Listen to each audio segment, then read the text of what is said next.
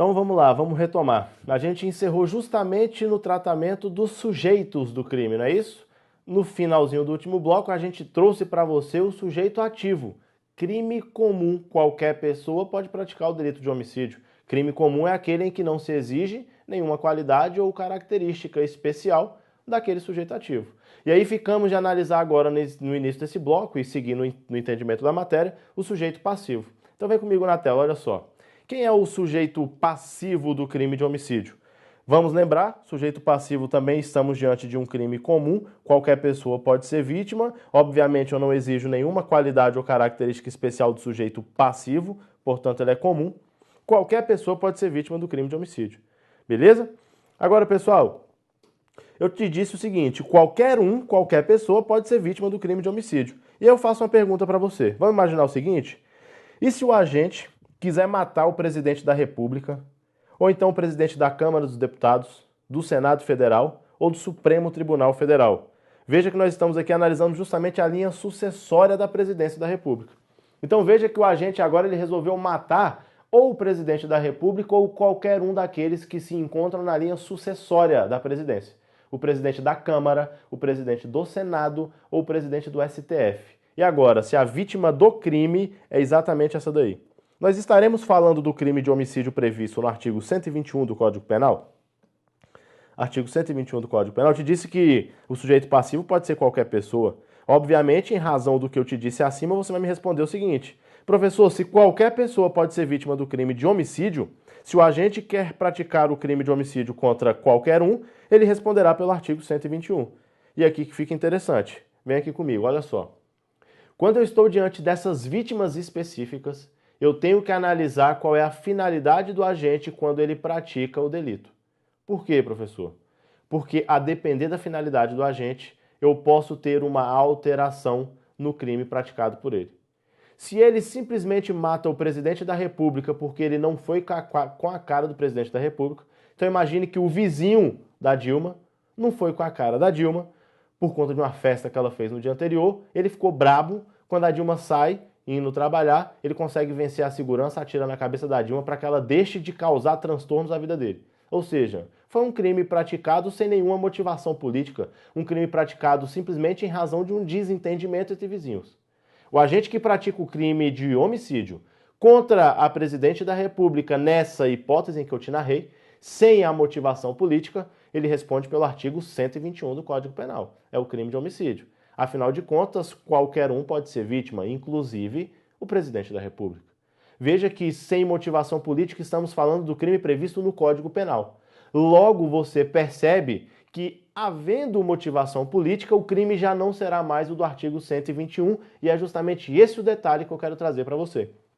Veja, se ao matar o presidente da República, se ao matar o presidente da Câmara dos Deputados, ou do Senado Federal, ou até mesmo o presidente do Supremo Tribunal Federal, o agente pratica a conduta motivado por questões políticas, nós saímos do Código Penal e entramos na Lei de Segurança Nacional, Lei 7.170 de 1983.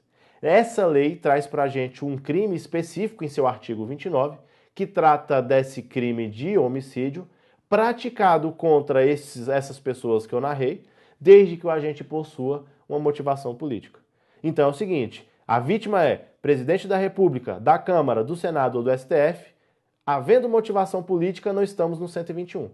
Sem motivação política, o crime é o do artigo 121 do Código Penal. Ok? Vamos lembrar disso para a sua prova, extremamente importante. Você vai me falar o seguinte, professor, na minha prova não cai Lei de Segurança Nacional. Eu não preciso conhecer essa informação. Mas você vai ficar atento a um detalhe, extremamente importante. Na sua prova cai o crime de homicídio. E ele pode narrar o fato em que um agente mata o presidente da República com motivações políticas e te perguntar se aquilo é um homicídio. Se você não conhece essa informação, se você simplesmente sabe que estamos diante de um crime comum, em que qualquer pessoa pode ser o sujeito passivo, você vai marcar certo nessa questão e vai errá-la. Porque a partir do momento que o agente pratica o crime de homicídio contra o presidente da República, mas ele pratica essa conduta motivado por questões políticas, eu não tenho crime de homicídio. Você precisa lembrar disso. Precisa saber o artigo e qual é a lei que trata desse crime? Não. Mas você precisa saber que aquilo ali não é homicídio. Claro isso daí? Então vem comigo na tela, olha só a resposta para você anotar. Se o agente quiser matar o presidente da República, da Câmara, do Senado ou do STF, estaremos falando do crime do homicídio previsto no artigo 121? Depende do motivo pelo qual se deu o homicídio e foi exatamente o que eu te expliquei aqui. O agente responde por homicídio doloso, ou seja, ele fica no Código Penal, em seu artigo 121, se o crime não teve motivação política. Agora, se o crime foi praticado com motivação política, ele será enquadrado no artigo 29 da Lei 7.170 de 83, conforme eu te disse. Veja que nesse caso, inclusive, estamos diante de um crime que possui uma pena muito mais severa do que o crime de homicídio. Basta que você se lembre que o crime de homicídio em sua modalidade simples, ele atinge um patamar máximo de 20 anos e uma pena mínima de 6. Enquanto no crime previsto na Lei de Segurança Nacional, nós temos uma pena mínima de 15 e um máximo de 30. Essa pena ela é superior, inclusive, à do homicídio qualificado. Beleza? Então lembre-se dessa informação, ela é importante para a sua prova, não se esqueça disso. Tranquilo? Tá comigo? Então beleza. Espero que já anotamos, já está tudo certo. Agora, importante, quando a gente pensa em sujeito passivo e quando estamos diante de crimes contra as pessoas, olha que importante, vou falar de novo, quando estamos tratando de sujeito passivo e estamos diante de crimes praticados contra as pessoas, nós temos que lembrar também de uma previsão trazida pelo Estatuto do Índio. Como assim, professor? O Estatuto do Índio, pessoal, ele garante um aumento de pena para qualquer crime contra a pessoa que tenha sido praticado contra um índio. Olha comigo na tela para você entender o que eu estou te falando. Em qualquer crime contra a pessoa, e eu quero que você se atente a esse detalhe, em que o sujeito passivo seja um índio não integrado à sociedade, que a gente chama de selvagem, né,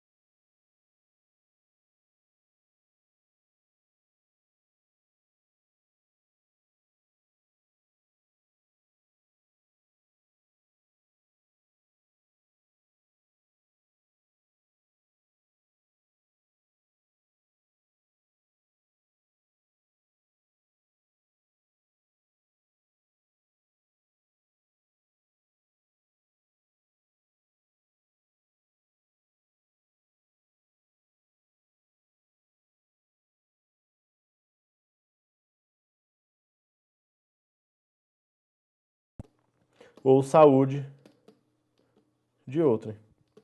Beleza? E você vai ter que lembrar disso tudo? Sim, vai ter que lembrar disso tudo. Nós vamos aqui até o artigo 154, ou seja, estamos no artigo 121 a 154 do Código Penal. Qualquer um desses crimes que tenha sido praticado contra índio não integrado à sociedade, ele receberá a causa de aumento de 1/3. Receberá a causa de aumento de 1/3. Beleza? Então lembre-se disso para você não cometer nenhum equívoco na sua prova. Nós estamos tratando do crime de homicídio, que é um dos crimes contra a vida. Obviamente, se o crime de homicídio é praticado contra um índio não integrado, ele deve receber uma causa de aumento de 1/3. Beleza? Lembre-se, isso vai acontecer também na lesão corporal, crime contra a honra, crimes contra liberdades pessoais, ou seja, qualquer um dos crimes contra a pessoa. Claro isso daí, pessoal? Vamos lembrar desse detalhe, são informações para você fazer a diferença na sua prova, pessoal. Nós não vamos ficar aqui no superficial. Informação que você encontra em qualquer lugar, você não precisa estar aqui comigo, beleza? Aqui é para a gente fazer o diferente, é para você acertar o que ninguém vai conseguir acertar. Tranquilo? A gente vai avançar no estudo. Nós tratamos do sujeito ativo, nós tratamos do sujeito passivo, agora nós vamos ver qual é o objeto jurídico que a lei penal tutela quando ela pensou no crime de homicídio. Professor, como assim objeto jurídico? Pessoal, todo crime ele só existe para proteger um bem jurídico de alguém. Por exemplo, eu crio o crime de furto para proteger o patrimônio da pessoa. Então, para resguardar o patrimônio, eu vou criar o crime de furto, porque aí o sujeito vai se sentir intimidado pela norma e ele não vai atentar contra o patrimônio de terceiro. Veja que a norma existe para proteger um bem jurídico. Que bem jurídico é esse? O patrimônio. No crime de homicídio, a lei penal cria o crime de homicídio para proteger qual bem jurídico? A vida. Então vem comigo na tela, olha só que interessante. Quando eu penso em homicídio, o bem jurídico que o direito penal visa proteger ao criar esse tipo penal é a vida. Só que é a vida pura e simplesmente? Não, pessoal. Aqui nós estamos diante da vida extrauterina. Vida extrauterina. Porque você vai ver comigo que se for vida intrauterina, nós estaremos diante do aborto. A gente ainda vai chegar lá. Então, pensou em homicídio, tutela-se a vida extrauterina. Tudo bem. E quando é que se inicia a vida extrauterina? Professor, eu preciso estabelecer um lapso temporal exato de a partir de que momento a vida é extrauterina e até que momento essa vida é intrauterina. Porque se eu atentar contra uma vida, eu preciso saber se o que eu estou praticando é um homicídio ou então se o que eu estou praticando é um aborto. E o que vai definir isso? Se aquela vida era extrauterina ou intrauterina. Você, obviamente, como é comum, vai pensar o seguinte: professor, isso é ridículo. Vida extrauterina é aquela fora do ventre da mãe. Vida intrauterina é aquela dentro do ventre da mãe. E aqui a gente tem um problema muito grave. Por quê, pessoal? Eu posso estar diante de uma vida extrauterina com a criança dentro da barriga da mãe. Da mesma forma que eu posso atentar contra a vida intrauterina, mas essa criança só morre depois de estar fora da barriga da mãe. Então já não é tão simples quanto você imaginou. A gente vai entender que para sua prova é mole, mas se você for com essa ideia leiga de que extrauterina é fora da barriga, intrauterina é dentro da barriga, você erra a questão, porque é justamente nesse limite que o seu examinador vai bater. Então, qual é o marco temporal juridicamente adotado para se definir o início da vida extrauterina? Aquele momento a partir do qual um atentado contra a vida torna-se homicídio. A gente vai definir esse momento como o início do trabalho de parto. Então, olha que importante, vou repetir para você. O início da vida extrauterina se dá com o início do trabalho de parto. Iniciou-se o trabalho de parto, estamos diante de uma vida extrauterina. Vem comigo na tela, olha só. A resposta está aí para você anotar. De acordo com a doutrina e de acordo também com o STJ, a vida extrauterina surge com o início do trabalho de parto. Início do trabalho de parto. Então, essa daqui é a expressão que você não pode esquecer. Início do trabalho de parto. Iniciou-se o trabalho de parto, inicia-se a vida extrauterina. Então, olha só, iniciado o trabalho de parto, não se fala mais em aborto. Estaremos agora diante do delito de homicídio ou infanticídio, conforme o caso, já que estamos agora diante de vida extrauterina. Então, é o início do trabalho de parto que define pra gente quando é que se começa a vida extrauterina. E aí, olha que importante questões a gente analisar aqui. A ciência, ela discute em que momento que se inicia esse trabalho de parto. Então existe parte da ciência que diz que o trabalho de parto ele se inicia a partir do momento que o colo do útero se dilata. Outra parte da doutrina diz que o início do trabalho de parto ele já se dá com as dores do parto. Uma outra parte da ciência diz que, na verdade, o início do trabalho de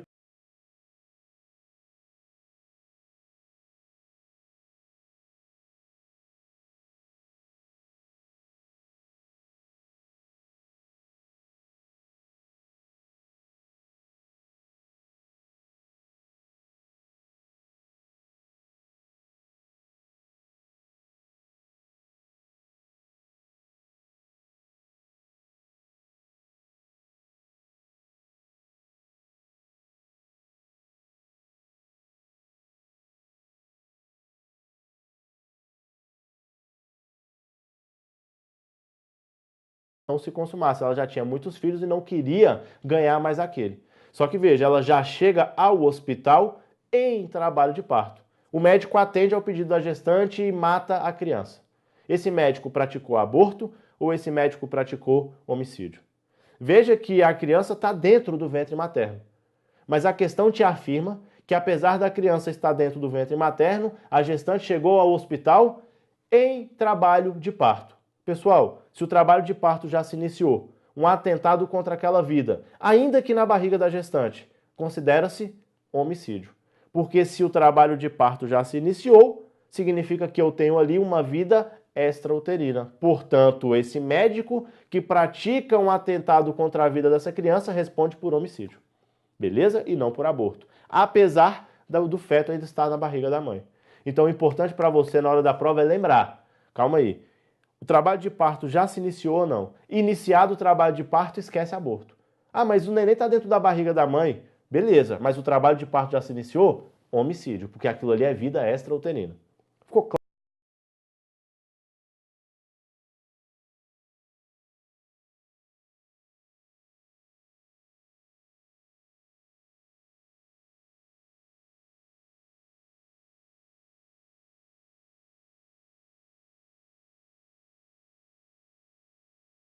Vem aqui comigo um pouquinho.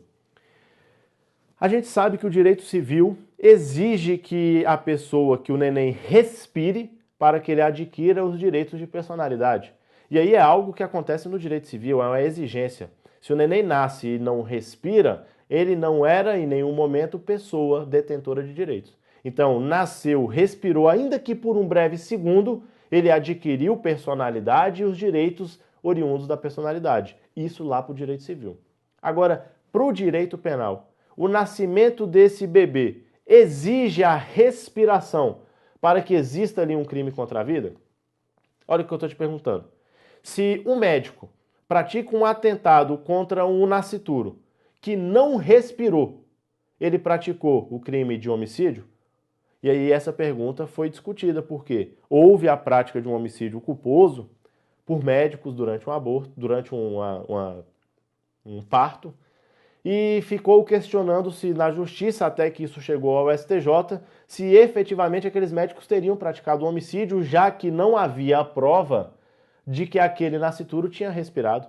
Então a defesa dizia o seguinte, olha só, a criança não respirou, portanto ela nunca teve vida para que o médico retirasse a vida dela. E o STJ entendeu como essa questão da necessidade de respiração no direito penal não há a necessidade de que a criança, de que o neném, de que o nascituro tenha respirado. Então, olha comigo na tela que interessante o entendimento do STJ. Iniciado o trabalho de parto, portanto, diante de uma vida extrauterina, não é necessário que o nascituro tenha respirado para a caracterização do homicídio.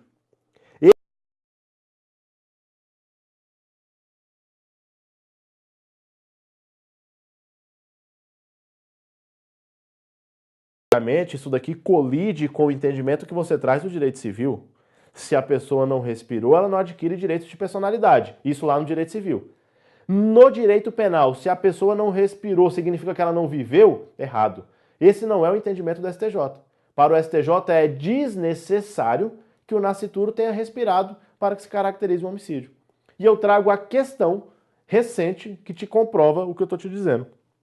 Olha o que vem escrito nessa questão. Comete o crime de homicídio, a mulher que, iniciado o trabalho de parto, olha só como é que ele aborda na prova, olha que interessante, iniciado o trabalho de parto, portanto, ele já deixa claro que estamos diante de uma vida extrauterina. Então ele está dizendo o seguinte, ó, homicídio com vida extrauterina, por enquanto tá beleza. Comete o crime de homicídio a mulher que, iniciado o trabalho de parto, não estando sob a influência do estado puerperal, mata o nascituro, ainda que este não tenha respirado. Olha que beleza, pessoal. Então a mulher não está sob a influência do estado puerperal, portanto, afasta-se a ideia do infanticídio. Ela pratica o crime de homicídio, já que o trabalho de parto tinha se iniciado, ainda que o nascituro não tenha respirado. Qual foi o gabarito dessa questão? Correto, pessoal. O gabarito dela foi correto. Por quê? Porque é justamente esse o entendimento da STJ. Então existe o crime de homicídio, ainda que o nascituro não tenha respirado. Eu preciso que você não se esqueça disso para a sua prova. E eu não estou te dizendo que o entendimento lá no direito civil é um entendimento equivocado. Não, nada disso. Veja que, na verdade, eu só estou te trazendo uma informação a mais. É uma ótica diferente que o direito penal tem em relação ao mesmo acontecimento. Para o direito civil, para a garantia dos direitos de personalidade, exige-se a respiração. Isso é uma coisa. Agora, para o direito penal, para a caracterização do delito de homicídio, exige-se a respiração? Não se exige. Entendimento do STJ nesse sentido e questão de prova, te provando, que é o que interessa pra gente, concurso público, te comprovando que efetivamente a respiração, tendo ou não tendo acontecido, é indiferente para a caracterização do crime. Claro isso daí, pessoal? 100%? Então a gente pode avançar, vamos lá. Agora a gente vai estudar o tipo subjetivo, que a gente também conhece como elemento subjetivo. Elemento subjetivo, ou seja, qual é o estado psicológico que o agente tem que ter ao praticar o crime? E aí a gente vai lembrar.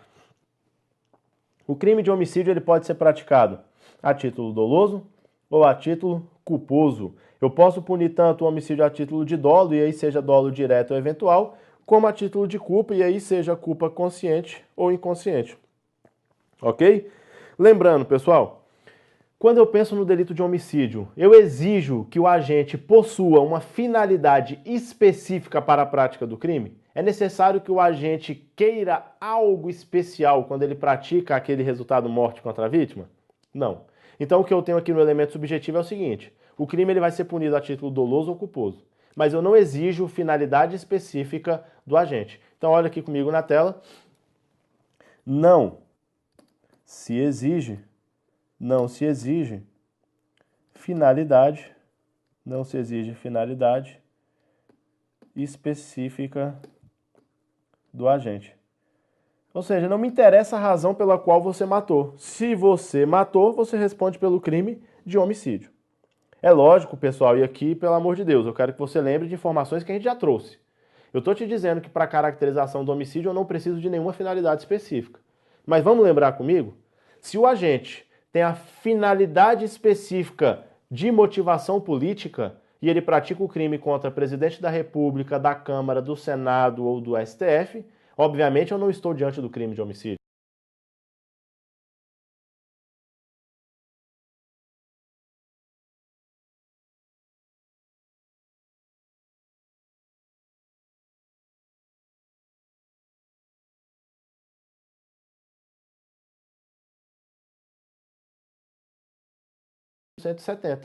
Se o crime é praticado contra o presidente da República com a finalidade específica de motivação política, ele deixa de ser homicídio e passa a ser outro crime.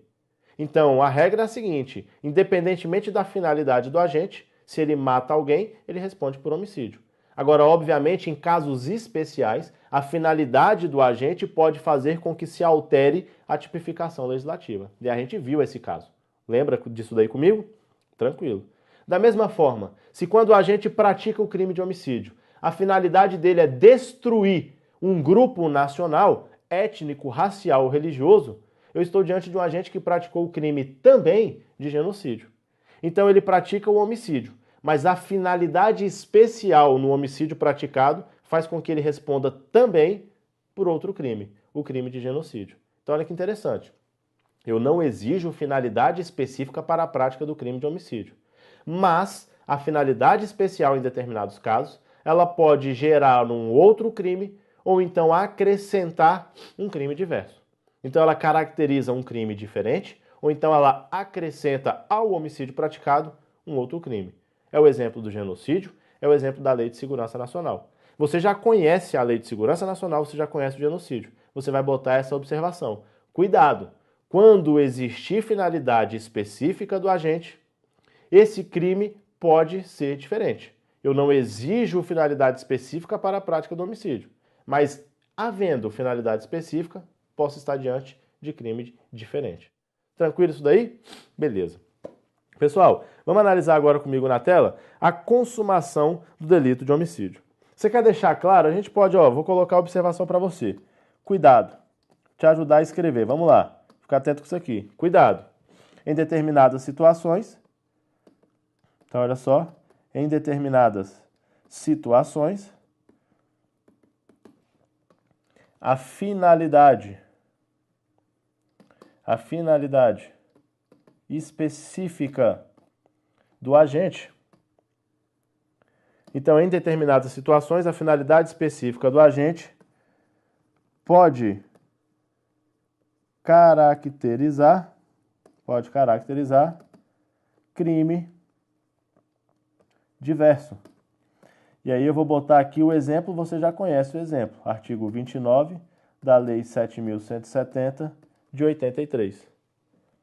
Ou o concurso formal com outro delito. É o que acontece com o genocídio. Então, olha que importante. Em determinadas situações, a finalidade específica do agente pode caracterizar um crime diferente, deixa de ser o artigo 121 e passa a ser o artigo 29 da Lei 7.170.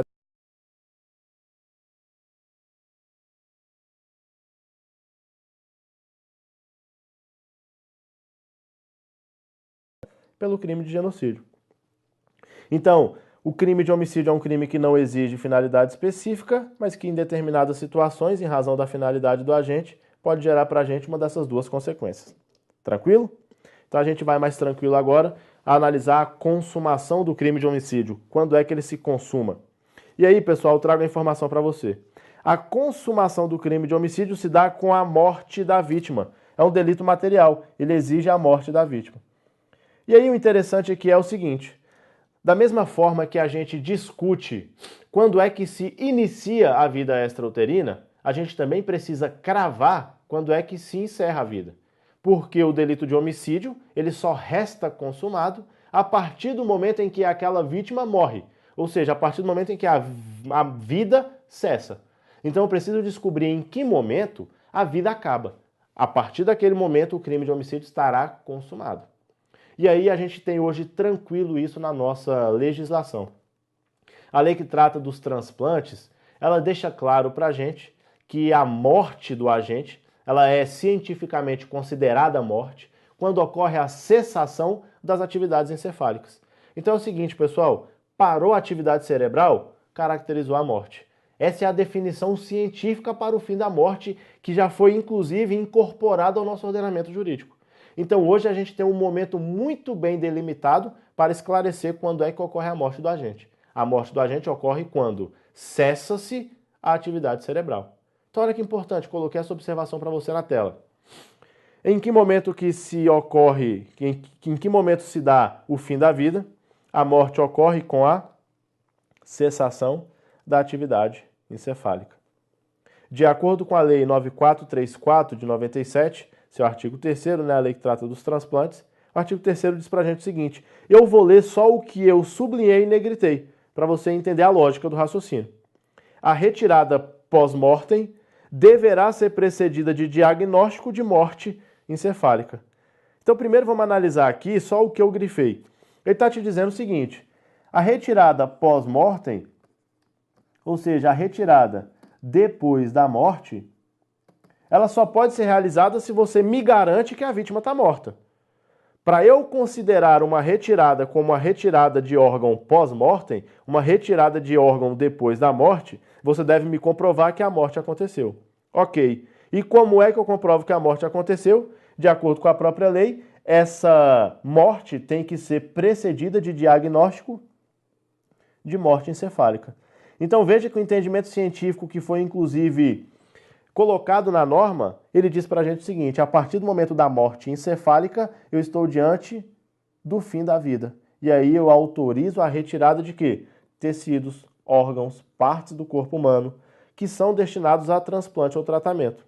Beleza? Essa morte encefálica, que garante que a pessoa realmente perdeu a vida, ela deve ser constatada e registrada por 2 médicos não participantes das equipes de remoção e transplante, mediante a utilização de critérios clínicos e tecnológicos definidos por resolução do Conselho Federal de Medicina. Então, olha que essa lei de transplante ela deixa claro para a gente o seguinte: eu considero que ocorreu a morte quando ocorreu a cessação da atividade encefálica, a morte encefálica. É nesse momento, pessoal, que se consuma o crime de homicídio. Beleza? Então, vamos lá? A vida extrauterina, que é o objeto jurídico que, quando atingido, caracteriza o homicídio. Ela se inicia com o início do trabalho de parto e ela se encerra com o fim da atividade cerebral, com a cessação da atividade encefálica. Claro isso daí? A partir do início do trabalho de parto até o momento em que ocorreu a cessação da atividade cerebral, eu tenho ali